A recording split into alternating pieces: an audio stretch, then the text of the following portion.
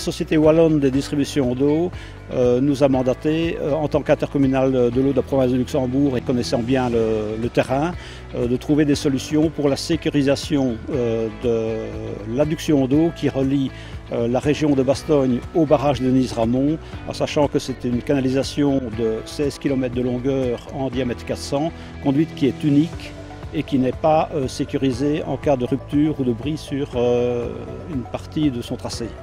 Les travaux de renforcement consistent évidemment, dans un premier temps, à renforcer les endroits les plus sensibles. L'endroit le plus sensible est l'endroit où on se trouve, qui est en traversée de l'Ourcq, donc le point bas du tracé, où il règne une pression de 28 bars dans les canalisations. Et il est absolument nécessaire d'avoir un dédoublement à cet endroit. Cette première opération de sécurisation a donc été confiée à la SODREP. Elle consiste à doubler sur 500 mètres la conduite existante par une seconde, en acier soudé DN400, donc PN40, de construire les chambres de jonction amont et aval, ainsi qu'une chambre de décharge, et donc de faire les jonctions sur la conduite existante. Dit comme cela, c'est simple, mais lorsqu'on précise qu'il faut franchir l'Ourcq et affronter des pentes jusqu'à 56%, l'affaire se complique. C'est ce qui a fait de ce chantier une opération intéressante à multitechnique. Pour le passage de l'Ourcq, nous avons utilisé la technique du micro-tunnelier. Pour la pose d'un fourreau DN800 sur une longueur de 30 mètres, dans lequel nous avons ensuite inséré nos tubes DN400 munis d'anneaux de centrage. En ce qui concerne la partie en pente et en très forte pente, nous avons eu recours à un héliportage pour barder les 18 tuyaux de 800 kg chacun.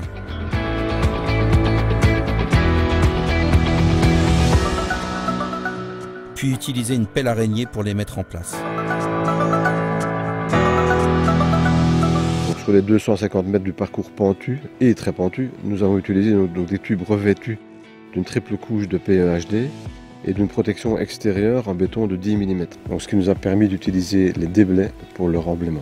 Sur le reste du linéaire, nous avons utilisé nos techniques et moyens classiques, incluant un fonçage sous un cours d'eau. Ensuite, compte tenu de la configuration des lieux, nous collerons tous les ouvrages de génie civil en place, tout amené d'ouvrages préfabriqués étant impossible. Ensuite, nous réaliserons donc les opérations de jonction en moins de 10 heures et de nuit, au moment où les tirages sont les moins importants. Une opération qui démontre une nouvelle fois la multitechnicité de la SODREP et qui souligne que la Belgique n'est décidément pas le plat pays chanté par Jacques Brel.